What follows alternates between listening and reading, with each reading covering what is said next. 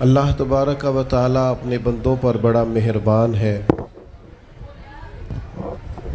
وہ اپنے بندوں کو معاف کرنے والا ہے، اپنے بندوں پر رحمت کرنے والا ہے۔ ہم اللہ تعالیٰ کے عاجز بندے ہیں، خواہشات نفسانیہ کئی دفعہ معاذ اللہ غالب آتی ہیں، غلطیاں ہو جاتی ہیں، اور ان غلطیوں کی پاداش میں انسان اپنی جان پر زیادتی کرتا ہے۔ اللہ تعالیٰ معاف کرے تو اس کا سفر اللہ کے عذاب کی طرف ہوتا ہے۔ اب ہمیں یہ حکم ہے کہ ہم سب بار بار استغفار کریں اپنے رب کی بارگاہ میں، اس کے حضور توبہ کریں، اللہ سے معافی کے خواستگار ہوں۔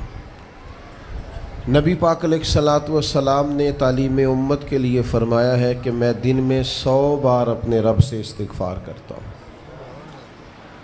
بار بار اس کی طرف رجوع کیا جائے، بار بار اپنے رب کے حضور معافی مانگی جائے، اور بار بار جائزہ لیا جائے اپنے اعمال کا۔ بار بار کوشش کی جائے کہ ہم اپنے آپ کو سنواریں، ہم اپنے آپ کو بدلیں، اپنے اندر تبدیلی لائیں، ہم ایسے اعمال کریں جس کی برکت سے اللہ تعالی ہمیں معاف فرمائے۔ اللہ جزائے بڑی مہربانی، جزاک بڑی مہربانی۔ کوشش کریں کہ ہم بار بار اپنا حساب کریں، محاسبہ کریں۔ ہمارے ہاں یہ ہوتا ہے کہ لوگ اپنی جسمانی صحت کا تو بڑا خیال رکھتے ہیں کہ میری طبیعت ٹھیک نہیں، ٹیسٹ کرا لوں، یہ چیز کھاؤں، یہ نہ کھاؤں، میں غور کروں کہ کس چیز سے میری طبیعت خراب ہوتی ہے، کس سے بہتر ہوتی ہے، اس کا بڑا لحاظ اور خیال کیا جاتا ہے۔ لیکن روحانی زندگی کس سے برباد ہوتی ہے؟ کون سے گناہ ہیں جو باطن کو اجاڑ دیتے ہیں، دل کو تباہ کر دیتے ہیں، اخلاق کا جنازہ نکال دیتے ہیں، اس پر ہم غور نہیں کرتے۔ اپنی ساری زندگی اپنا ظاہر سنوارنے میں گزار دیتے ہیں، اور دل جس پر رب کریم کی نظر کرم رہتی ہے اس پر ہم توجہ نہیں کرتے۔ سب سے پہلے تو اپنا محاسبہ کریں زندگی میں۔ حضرت عمر رضی اللہ تعالیٰ عنہ ایک جملے میں بات بہت بڑی ارشاد فرما گئے۔ آپ فرماتے ہیں کہ اپنا حساب کرو اس سے پہلے کہ تمہارا حساب کیا جائے۔ پھر حساب کیا جائے گا تمہارا، پھر مشکل ہوگی، تو ابھی سے اپنا حساب کیا جائے۔ اب ان لوگوں کا معاملہ ہے جو دنیا سے رخصت ہو گئے۔ انسان خیر اور بدی اس کا مجموعہ ہوتا ہے، انسانوں میں نیکیاں بھی ہوتی ہیں، کمزوریاں بھی ہوتی ہیں۔ اب ہم میں سے جو دنیا سے رخصت ہو گئے ہیں ان کے تعلق سے ہمارے کچھ ذمہ داریاں ہمارے ذمے بچتی ہیں۔ ایک تو ہم سب کا معاملہ ہے، وہ میں نے پہلے عرض کر دیا کہ ہمیں اپنا حساب کرنا ہے، اپنے معاملات کو دیکھنا ہے، استغفار کرنا۔ پھر یہ کہ جو لوگ رخصت ہو گئے ان کے لیے کیا کریں؟ تو چونکہ انسان میں کمیاں بھی ہوتی ہیں، خوبیاں بھی ہوتی ہیں، تو سب سے پہلے تو اللہ کے حبیب علیہ السلام نے ہمیں فرمایا ہے کہ اذکروا محاسن موتاکم، جب تم میں سے کوئی رخصت ہو جائے تو اس کی اچھی اچھی باتوں کا ذکر کرو۔ ایسا نہیں کہ انسان میں ساری خوبیاں ہی ہوں گی، لیکن تم خوبیاں تلاش کر کے ان کا بیان کرو، تم زمین پر اللہ کے گواہ ہو۔ ایک تو جب بھی کسی جانے والے کا ذکر کریں خیر کے ساتھ کریں، بھلائی کے ساتھ کریں، اچھے لفظوں کے ساتھ کریں۔ کہیں کوئی کمی یاد آئے بھی تو اب اسے چھوڑ دے، وہ بندہ رخصت ہو گیا، اس کا ذکر خیر کے ساتھ کرنا، اس کو ذہن میں ضرور بٹھائیں۔ دوسری بات یہ کہ جب کوئی دنیا سے جائے تو اس کی طرف سے ایصال ثواب کریں، یعنی ایسے اعمال کرے جن کی وجہ سے اسے ثواب پہنچے۔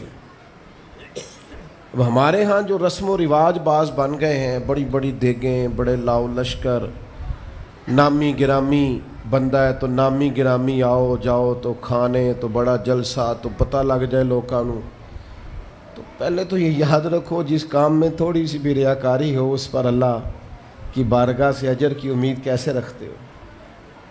جب تک عمل خالص لوجہ اللہ نہیں ہوتا، جب اس پر ثواب مل نہیں رہا تو جائے گا کیسے؟ جتنا آپ عمل چھپا کے کریں گے، جتنا آپ عمل اللہ کی رضا کے لیے کریں گے، اتنا ثواب زیادہ ہوگا، جانے والے کو فائدہ زیادہ ہوگا۔ وہ میں ختموں پہ جاتا ہوں کئی دفعہ تو وہ کہتے ہیں اتنے لاکھ روپیہ مسجد کو دیا، اس کا بھی اعلان کر دیں، اتنے قرآن پاک پڑھے ہیں تو اس کا بھی اعلان کر دے۔ کس کو بتا رہے ہو اعلان کر کے؟ اللہ کو تو پتہ ہے تم نے کیا پڑھا ہے، یہ پرچیاں پڑھ پڑھ کے کس بات کی سنا رہے ہو؟ کیا مطلب ہے اس کا؟ حضرت عبداللہ ابن مسعود رضی اللہ تعالیٰ عنہ فرماتے ہیں بعض ریاکار مر کے بھی ریاکاری نہیں چھوڑتے۔ حضور مر کے ریاکاری نہیں چھوڑتے، مرنے کے بعد کیسے ہوگی؟ فرماتے ہیں ان کی خواہش ہوتی ہے جنازے بڑے ہونے چاہیے، لوگوں کو پتہ لگ جائے فلانا گیا، مرنے کے بعد بھی تو دکھاوا کر رہا۔ حضرت ابو ذر غفاری رضی اللہ تعالیٰ عنہ کا جنازہ چند لوگوں نے پڑھا ہے، 4-5 لوگوں نے، اور حضور کے محبوب ترین صحابی ہیں۔ بڑا جنازہ بھی بڑی بات ہے، اللہ تعالیٰ توفیق دے تو اچھے لوگوں کے بڑے جنازے، لیکن کسی کا جنازہ چھوٹا بھی ہو جائے تو مطلب یہ نہیں کہ بندہ ٹھیک نہیں تھا۔ بات کی سمجھ آ رہی ہے؟ تو میرے عزیز، اصال ثواب کریں تو اللہ کی رضا کے لیے، محض پتہ ہوتا ہے محلے میں غریب کون ہے، اپنے والد اور والدہ کے نام پر غریب کو دے دیں، کسی مقروض کی مدد کریں، اس بیچارے کی جان چھوٹ جائے۔ آپ کوئی گلی ٹھیک کرا دیں جہاں سے لوگوں کا گزرنا آسان ہو، آپ کچھ ایسا نظام کر دیں جس سے لوگوں کے لیے آسانیاں پیدا ہو جائیں، لیکن آپ محض وہی کام کریں گے جس سے دکھاوا ہوگا تو کیا امید کرتے ہیں اس پر اجر کی؟ تو اصال ثواب دیکھیں قوم کو ضرورت کیا ہے، وہ والا اصال ثواب کریں۔ حضرت سعد رضی اللہ تعالیٰ عنہ نے جب آن کر کے عرض کیا تھا کہ یا رسول اللہ صلی اللہ تعالیٰ علیہ وسلم، میری والدہ کا انتقال ہو گیا ہے تو میں ان کے لیے کیا کروں؟ تو محبوب نے فرمایا کہ فلاں جگہ پانی کی قلت ہے تو وہاں کنواں کھدوا دے۔ معنی کیا ہے کہ اس پانی پینے سے اللہ تبارک و تعالیٰ تیری ماں کو اس کا اجر عطا فرمائے گا۔ صدقہ تو جس چیز کی ضرورت ہے آپ وہ چیز کر کے دیں، اور ختم چپ کر کے بھی ہو جاتا ہے، گھر کے اندر بھی ہو جاتا ہے، اکیلے بھی ہو جاتا ہے، اس کے لیے لاکھوں کروڑوں لگانے کی کوئی ضرورت بھی نہیں۔ چوتھی بات، تیسری بات، کوشش فرمائیں کہ جو نیکیاں جانے والا کرتا تھا وہ نیکیاں جاری رہیں، اس کے بچے، اس کی اولاد، اس کے سارے رشتہ دار ان نیکیوں، اگر وہ کوئی بھلائی کرتا تھا تو وہ بھلائی ہوتی رہے، وہ جاری رہے، وہ سلسلہ آگے بڑھایا جائے۔ ہم یہ کرتے ہیں کہ ہم خیر کے کاموں کو جاری نہیں رکھتے، بلکہ والد کے جانے کے بعد تو بچے بڑے سیانے ہوتے ہیں، وہ کہتے ہیں ابا جی کو تو بس وہ فلانا غریب بھی لوٹ کے لے جاتا تھا، فلانا بھی اپنی مجبوری سنا کے، تو ہم تو سیانے ہیں۔ او خدا کے بندے، حضور علیہ السلام نے فرمایا تمہیں جو روزی دی جاتی ہے وہ تمہارے کمزوروں کی وجہ سے دی جاتی ہے، وہ جو ضعیف کمزور لوگ تمہارے دسترخوان سے کھا جاتے ہیں ان کے سبب سے اللہ تعالیٰ تمہیں عطا کرتا ہے۔ تو اس لیے یہ تو کوئی طریقہ نہیں ہے کہ آپ کے بزرگ خیر کا کام کرتے تھے آپ نے چھوڑ دیا، تو آپ ایک کام یہ کریں کہ ان کی نیکیاں جاری رکھیں۔ اور چوتھی بات یہ کہ ان کے لیے دعا کریں۔ دعا ہمیں حضرت ابراہیم نے سکھائی ہے، سورہ ابراہیم میں موجود ہے، ربنا اغفر لی ولوالدی، یا اللہ مجھے بھی بخش دے اور میرے ماں باپ کو بھی، وللمؤمنین یوم یقوم الحساب، اور جس دن تو حساب لے اس دن سارے مومنوں کی بخشش فرما دے۔ ایک شخص نے نا حضور علیہ السلام کے سامنے دعا مانگی، اللہ مجھ پہ رحم فرما اور اپنے نبی پہ رحم فرما۔ حضور فرمانے لگے تو نے اللہ کی رحمت کو محدود کیوں کر دیا ہے؟ تو کہہ سارے مومنوں پہ رحم فرما، سب پہ رحم فرما۔ بھائی سب کے لیے دعا مانگیں۔ یہ 2-4 بچوں کا موبائل کا مسئلہ رہ گیا، باقیوں کا بیٹا بیٹھ جاؤ، پیارے بیٹے بیٹھ جاؤ، پتر بیٹھ جاؤ، آپ بھی بیٹھ جاؤ بیٹے، آپ بیٹھ کے بنائیں، اس میں کیا رہ جائے، کھڑے ہوتے ہیں بیٹا تو پچھلوں کو دقت ہوتی ہے۔ سنو، زیادہ غور سے سنو، میں تھوڑی تقریر کرنے والا مولوی ہوں، لیکن یہ اللہ کا فضل ہے کہ میں اگر 20 منٹ بات کروں گا تو اس 20 منٹ کے اندر آپ کو 20 سبق ضرور حاصل ہوں گے انشاءاللہ تعالی۔ ہاں، وہ کوشش ہوگی کہ وہ جتنی بات ہے وہ تربیتی ہے۔ وہ بعض دوستوں کا خیال ہوتا ہے لمبی تقریر کرے، میں کیا ہوتے وہ بندہ کر سکتا جنہیں ایک شعر ہی 20 منٹ پڑھنا ہوئے، اجے مزہ نہیں آیا، اجے دوبارہ پڑھو، اجے رل کے پڑھو، تو وہ تو پھر 1.5 گھنٹہ بھی کام چل سکتا ہے۔ تو جس نے ٹو دی پوائنٹ بات کرنی ہو اس کے لیے تو 10 منٹ بھی بڑے ہوتے ہیں، اور ویسے بھی تقریریں پیٹ بھرنے کے لیے نہیں ہوتی، عمل کرنے کے لیے ہوتی ہیں۔ اب تو میں ویسے بھی ذرا مصروف زیادہ ہو گیا ہوں، بہت ساری جگہوں پہ جا نہیں پاتا، تو ایک جگہ میں گیا تو ایک بزرگ مجھے کہنے لگے پچھلی دفعہ تسی 40 منٹ تقریر کی تھی سی، ایت کی زیادہ کرنی۔ میں کہا 40 منٹ والی تھی، عمل ہو گیا جی۔ تو اگر تقریریں کانوں کی لذت کے لیے سننی ہے تو سنتے رہیں، پھر تو کئی راتیں لوگ جلسے سنتے ہیں۔ مقصود کیا ہے، نتیجہ کیا ہے؟ جو عرض کر رہا ہوں اس پر غور کریں، سب کے لیے دعا کریں۔ ایک بات خاص کرنے لگا ہوں، حضرت ابراہیم نے تو بخشش بھی سب لوگوں کی مانگی، حضور علیہ الصلوۃ والسلام بھی دعا کرتے تو امت کے لیے دعا کرتے۔ کبھی اپنے بھائی کے لیے بھی تو دعا کرو نا یار، اللہ تعالیٰ اسے بھی ذرا زیادہ روزی دے، بھتیجوں کے لیے بھی دعا کرو، بھانجوں کے لیے بھی کرو۔ توجہ ہے آپ کی میری بات پہ؟ ادھر دیکھیں جی، غور کریں بات۔ ویسے دعا کرنی چاہیے کہ نہیں محلے داروں کے لیے کہ یا اللہ ادھر والا پڑوسی بھی امیر کر دے تو ایس پاسے والا بھی ہنس دے ہو ہاں نہ نہیں کر دے، یہ دعا مانگنی چاہیے کہ یا اللہ میرے پڑوسیوں کو۔ نہیں آپ بول ہی نہیں رہے، تسا کتوں منگنی دعا؟ منگنی چاہیے نا، مانگتے ہیں ہم۔ ایسی ہوا چلی ہے کہ ہر شخص سوچتا ہے تمام شہر جلے بس ایک میرا گھر نہ جلے۔ او خدا کے بندے کبھی محدود نہ کر خدا کی رحمت، سب کے لیے مانگ اس سے، وہ بڑا کریم ہے۔ تو کہہ یا اللہ سب کو دے اور سب کے صدقے ہمیں بھی دے۔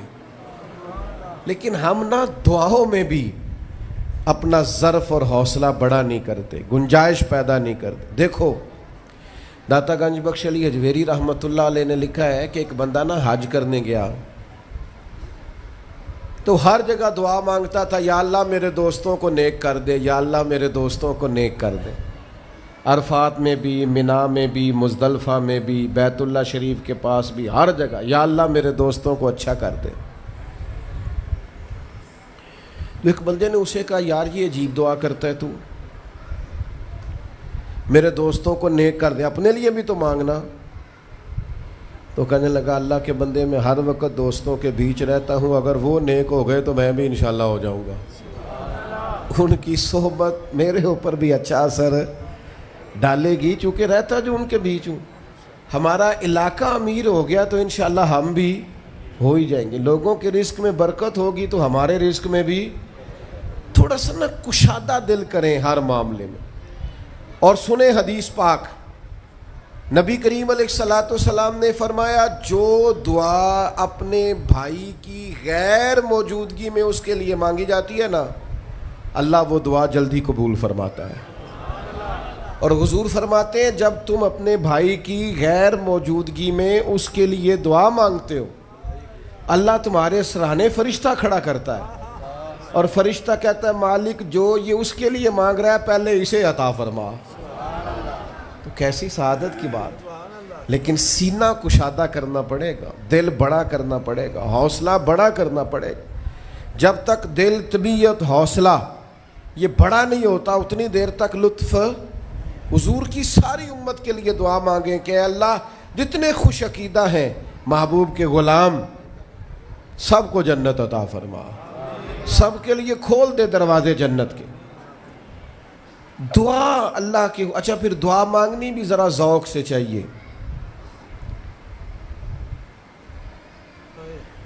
کسی بندے نال ذاتی کام ہوئے، ذاتی کوئی لوڑ پہ جائے وہ کیویں کرائی دا پلا جی؟ تو پتہ ہے سارے گل دا۔ السلام علیکم جناب، کہندا وعلیکم السلام، کتھے ہو جی؟ میں تے دور ہاں کدھرے، تسی حکم کرو۔ کہندا نہیں ٹیلی فون والی گل ہی نہیں، مینوں مل کدھرے؟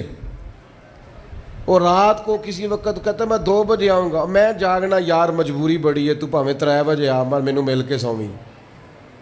پھر اس کو جا کے مجبوری بتاتے ہیں، کلیاں قسمیں اٹھاتے ہیں، اور یہ بھی اس کو کہتے ہیں بار بار کہ میں سارے دوستاں سنگیاں ساتھیاں ساکاں نو آکھ بیٹھا، تیرے تو بغیر گل کو نہیں سنی کسی بھی۔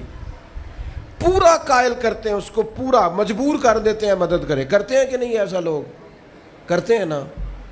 اور تمہیں پتہ ہے بندہ کیسے مانتا ہے، منا لیتے ہو تو سیکھ جاؤ نا رب کیسے مانتا ہے۔ کبھی بیٹھو نا اکیلے مصلی بچھا کے اور کہو نا اس سے کہ مالک تیرے سوا کدھر جائے، کس سے کہیں، کس کی بارگاہ میں عرض کریں، کون ہے جس کے حضور جائیں؟ ایک بزرگ تھے تو ان کی بڑے درد سے دعا مانگتے تھے، تو کسی نے کہا کہ آپ نے دعا مانگنے کا طریقہ کس سے سیکھا؟ کہنے لگے اپنی بیوی سے۔ بیوی سے کیسے سیکھا؟ تو وہ کہنے لگے میری بیوی کو کوئی کام تھا گھر کا، کوئی خرچہ اس نے مجھے بتایا، تو میں نے اسے کہا ابھی میرے پاس پیسے کوئی نہیں، آتے ہیں کہیں سے تو دیتا ہوں، کرا دیں گے۔ عورتوں کی عادت ہوتی ہے 2-4 دن کے بعد پھر یاد کرایا کہ وہ کام گھر کا ہونے والا ہے، پیدا کیا ہے، بتا تیری بارگاہ میں عرض نہ کروں تو پھر میں کس سے کروں؟ بندے تو بات سنتے ہیں تو پھر وہ پردے کھول دیتے ہیں، دیتے کچھ نہیں اور لوگوں کو سناتے ہیں فلانا آیا جی پیسے پہ منگدا ہے۔ ایک سنگی سی ایک دفعہ تے انہیں پائی دا تگڑا ہے چنگا، دور کسی سنگی کو لونے کو مدد لئی تھوڑی، میں نے کہا یار تیرا بھائی ٹھیک ٹھاک ہے؟ وہ کہتا ہے دیندا تے ہے پر بدنامی بڑی کرتا ہے، سب نو دس چھڑتا ہے۔ عزت رب کی بارگاہ میں بندہ عرض کرتا ہے تو بندے کا پردہ بھی رہ جاتا ہے اور وہ عطا بھی کر دیتا ہے۔ میرے دوستو دعائیں شوق سے مانگو، دعائیں درد سے مانگو۔ وہ اکبر الہٰبادی نے کہا تھا مصیبت میں بھی اب یاد خدا ہم کو نہیں آتی، دعا منہ سے نہ نکلی جیبوں سے عرضیاں ہی نکلیں، دفتروں میں درخواستیں جمع کرانے کے لیے بڑا وقت ہے، اس کی بارگاہ میں کیوں نہیں بیٹھتے؟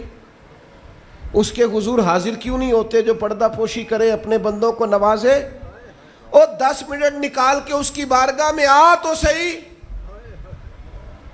حضور فرماتے ہیں رب کہتا ہے میرا بندہ جب میری بارگاہ میں ہاتھ اٹھاتا ہے مجھے حیا آتی ہے، میں خالی واپس کیسے کر دوں؟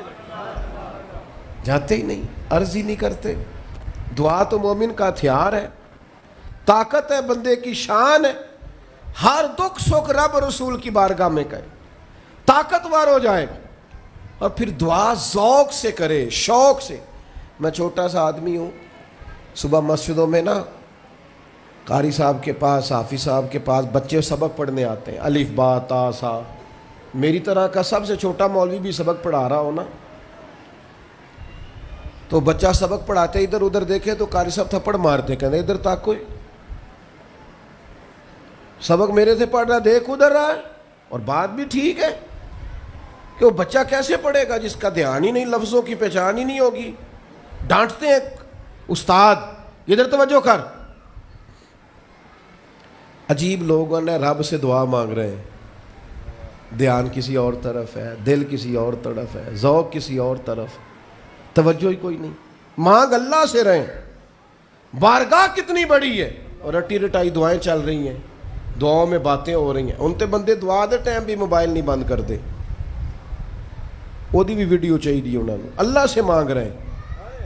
اس وقت بھی توجہ، حضرت موسیٰ علیہ السلام نے عرض کی رب کی بارگاہ میں کہ میری قوم عرض کرتی ہے مالک تو ہماری دعائیں قبول نہیں فرماتا، تو اللہ کریم نے فرمایا کلیم ان کے لفظ میرے ساتھ ہوتے ہیں، دل نہیں میرے ساتھ ہوتے۔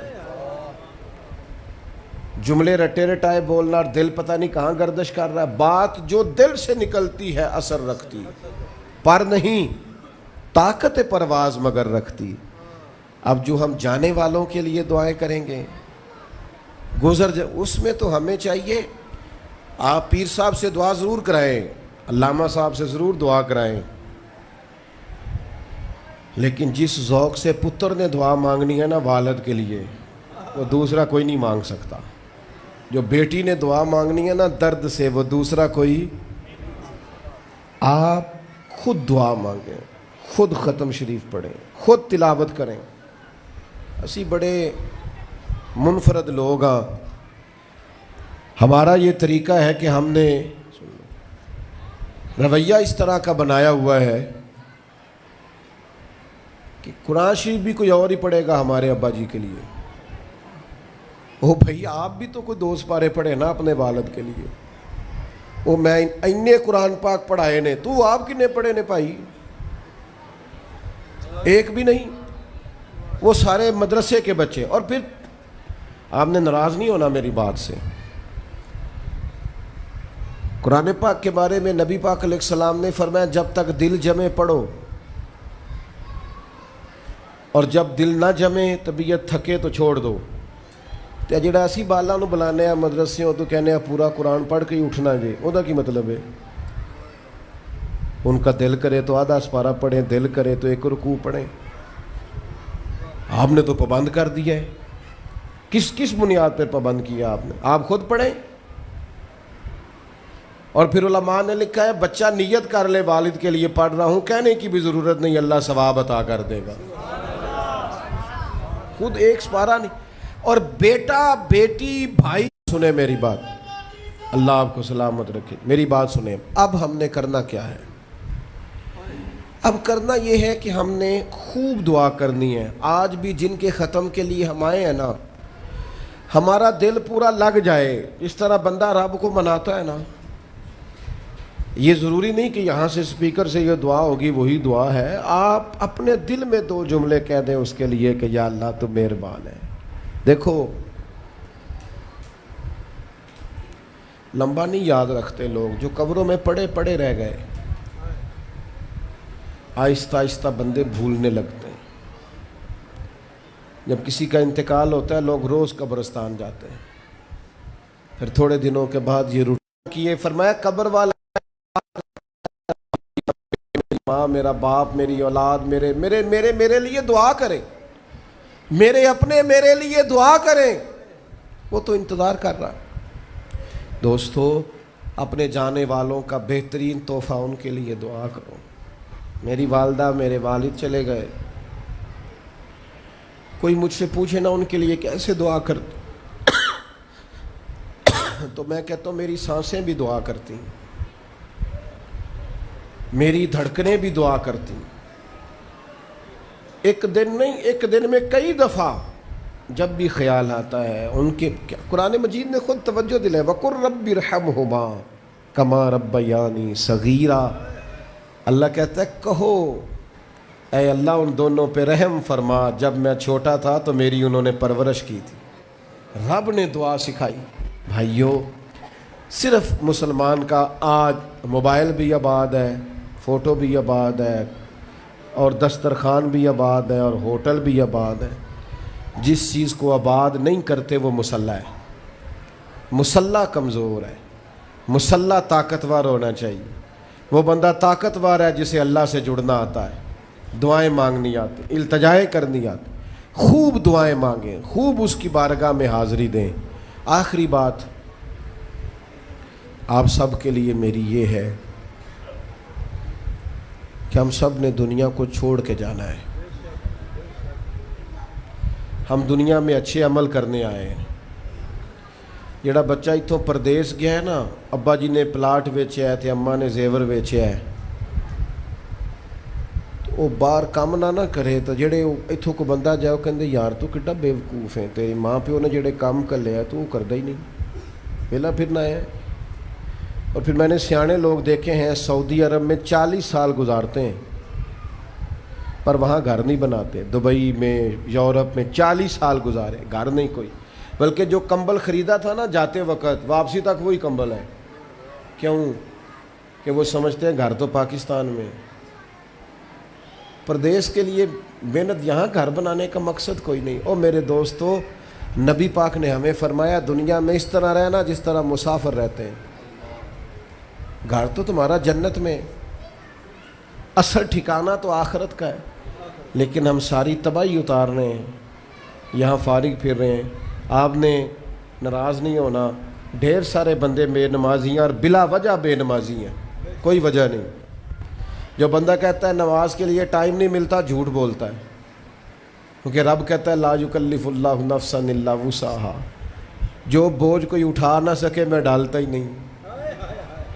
تو ہم نماز پڑھ سکتے تھے تو اللہ نے فرض کی ہے.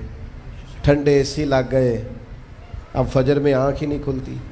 او خدا کے بندو, اس وقت سے ڈرو جب اے سی بھی ہو, کمرہ بھی ہو, پر نیند ہی نہ آئے.